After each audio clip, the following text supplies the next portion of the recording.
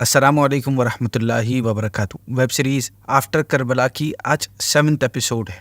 Last episode میں ہم نے یزیدیوں کے مکہ مکرمہ پر حملہ کرنے، پھر آگے جو واقعات انفولڈ ہوئے وہ ہم نے سنے تھے۔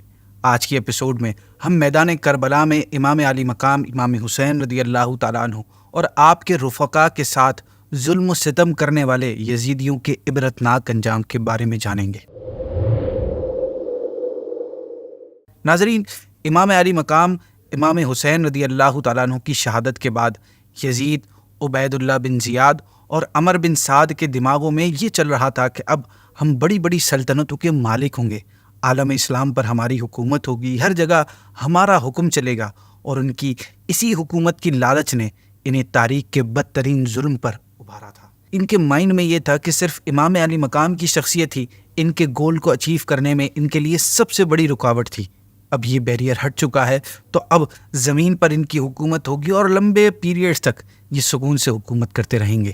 مگر انہیں معلوم نہیں تھا کہ شہدائے کربلا کی قربانیاں ضرور رنگ لائیں گی اور ان کے ظلم کی عمارتوں پر بنائی گئی سلطنتوں کے پرزے اڑ جائیں گے، اور ایک ایک شخص جو قتل امام میں شریک ہوا وہ طرح طرح کی تکلیف میں مبتلا ہو کر ہلاک ہوگا۔ یہ نہیں جانتے تھے کہ ان پر بھی کچھ لوگ مسلط کیے جائیں گے جو ان کے جسموں کو اپنے گھوڑے سے روندیں گے، ان کی جماعتوں کی کثرت ان کے کسی کام نہ آئے گی، کیسی کیسی سزائیں انہیں دی جائیں گی، سولیوں پر چڑھایا جائے گا، ان کی لاشوں کو بھی لوگ ناپسند کریں گے، دنیا میں ہر شخص ان پر ملامت کرے گا، لعنت بھیجے گا، ان کی ہلاکت دنیا کے لیے عبرت کا سامان بنے گی اور انہیں اپنی جان بچانی مشکل ہو جائے گی۔ ناظرین، یزید کے عبرتناک انجام کے بارے میں تو ہم نے سن ہی لیا تھا کہ وہ پیٹ کے درد اور انٹسٹائن کے زخموں کی وجہ سے شدید تکلیف اور اذیت کی حالت میں ہلاک ہوا تھا، اور مرنے کے بعد اس کی باڈی میں انتہائی غلیظ قسم کی بدبو پڑ گئی تھی۔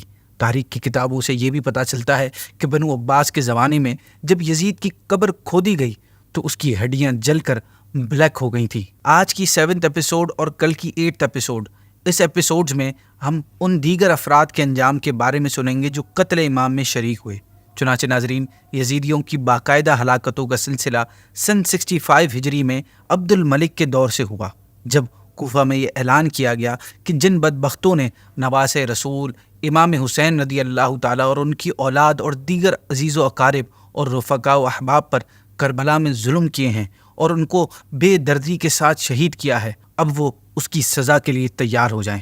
چنانچہ ناظرین، کوفہ میں یہ اناؤنسمنٹ کر دی گئی کہ اہل بیت کے قاتلوں پر پناہ گاہ کا دروازہ بند کر دیا گیا ہے، جو بھی آل رسول کے دشمنوں کو اپنے گھر میں پناہ دے گا اسے دہکتی ہوئی آگ میں ڈال دیا جائے گا۔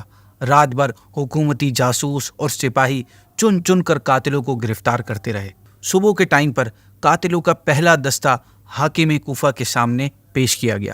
ان یزیدیوں نے اپنے جرم کی جسٹیفیکیشن دیتے ہوئے کہا کہ ہم تو ابن سعد اور ابن زیاد کے حکم کی وجہ سے مجبور تھے۔ ان پر چیختے ہوئے جواب دیا گیا، اور ہم بے گناہ شہزادوں کے خون ناحق کا انتقام لینے کے لیے خدا اور رسول کے آگے مجبور ہیں۔ یہ کہتے ہوئے جلاد کو حکم دیا گیا کہ انہیں خوب تڑپا تڑپا کر قتل کرو تاکہ انہیں اولاد بطول کی تکلیفوں کا احساس ہو سکے۔ اس کے بعد اسی طرح شام تک قاتلوں کے گرفتار دستے پیش ہوتے رہے اور کوفہ کی زمین ان ناپاک خون سے سیراب ہوتی رہی۔ ابن زیاد کے بارے میں معلوم ہوا کہ وہ مختصر سا لشکر لے کر جنگل کی طرف بھاگ گیا ہے۔ یہ خبر ملتے ہی فوراً ابراہیم بن مالک اشتر نے ایک لشکر کے ساتھ اس کا مقابلہ کرتے ہوئے روانہ ہوا۔ موصل کے قریب ابراہیم کے لشکر نے اسے پا لیا، دونوں طرف مقابلہ ہوا اور بالآخر ابن زیاد کو شکست ہوئی اور وہ زخمی ہو کر میدان میں گر پڑا۔ ابراہیم نعرہ تکبیر بلند کرتا ہوا اس کے سینے پر چڑھ گیا اور اس سے کہا، آج تو نے دیکھ لیا کہ خدا ظالموں سے کس طرح انتقام لیتا ہے۔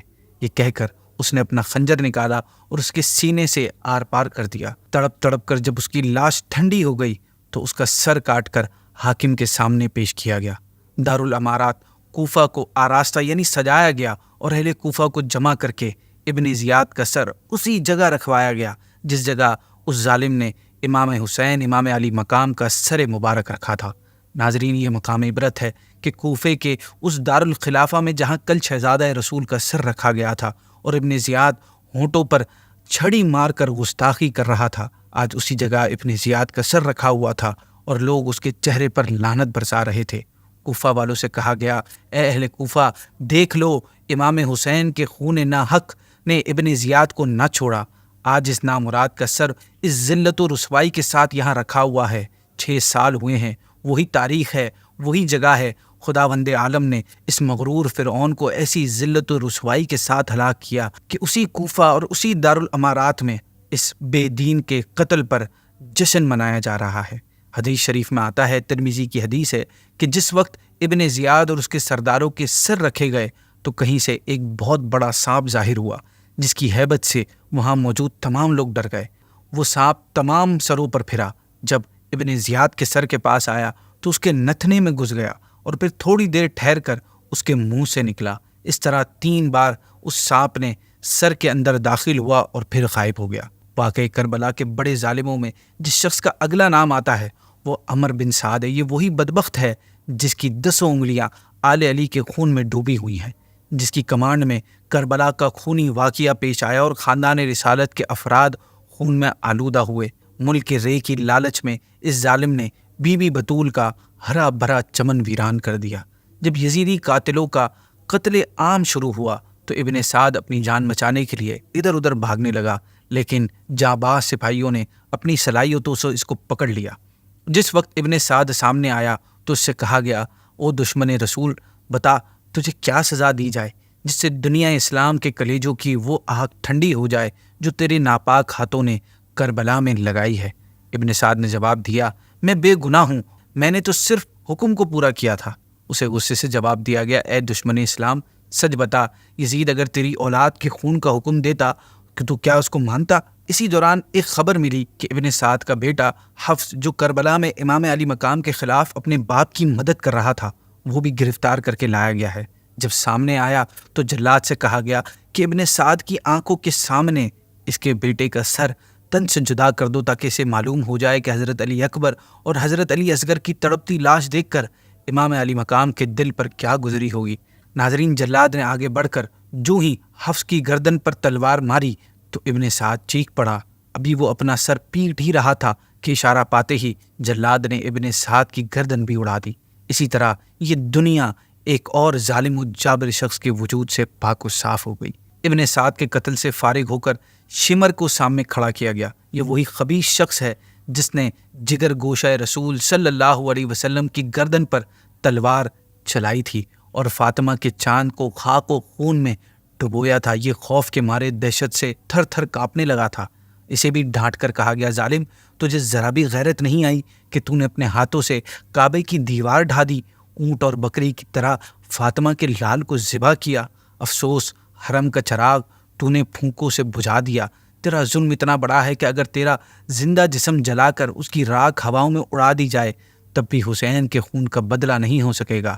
پھر جیسے ہی تلوار اٹھائی گئی، شمر نے گڑ گڑاتے ہوئے کہا، میں پیاس سے تڑپ رہا ہوں، مجھے صرف ایک گھونٹ پانی پلا دیا جائے۔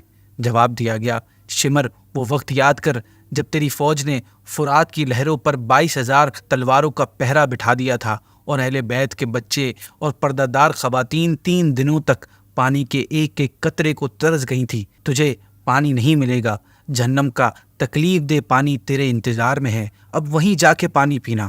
شمر کچھ کہنا ہی چاہتا تھا کہ جلاد نے آگے بڑھ کر اس کا سر تن سے جدا کر دیا۔ شمر کی لاش کے بارے میں آتا ہے کہ اس کی لاش کو گھوڑوں کی ٹاپوں سے رون دیا گیا اور کتوں کے لیے پھینک دیا گیا۔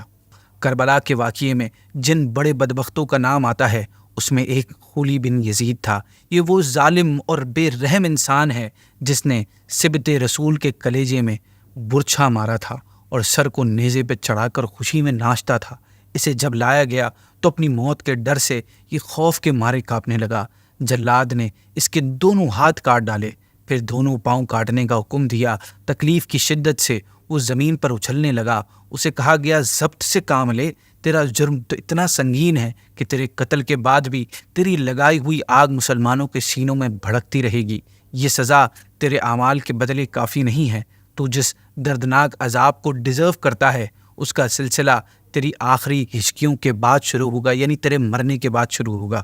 حکیم بن طفیل الطائی وہ بد نصیب انسان تھا جس نے کربلا میں حضرت عباس علمدار کو شہید کر کے ان کے لباس اور اسلحے پر قبضہ کر لیا تھا اور آپ کے مشکیزے پر تیروں کی بارش کر کے اسے شہید کر دیا تھا، جس سے تمام پانی گر گیا تھا۔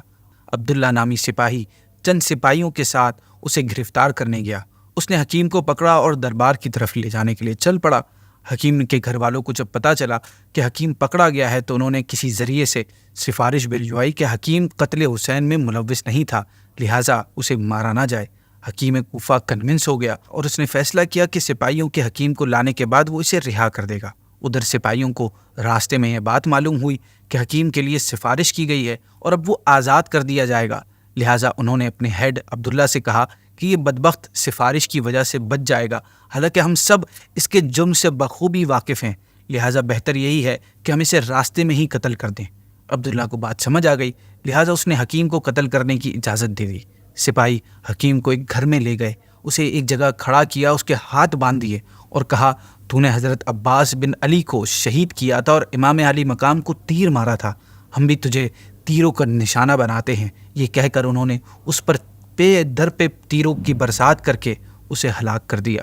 ناظرین، باقی لوگوں کا انجام کیا ہوا انشاءاللہ ہم یہ کل 8th ایپیسوڈ میں انشاءاللہ سنیں گے۔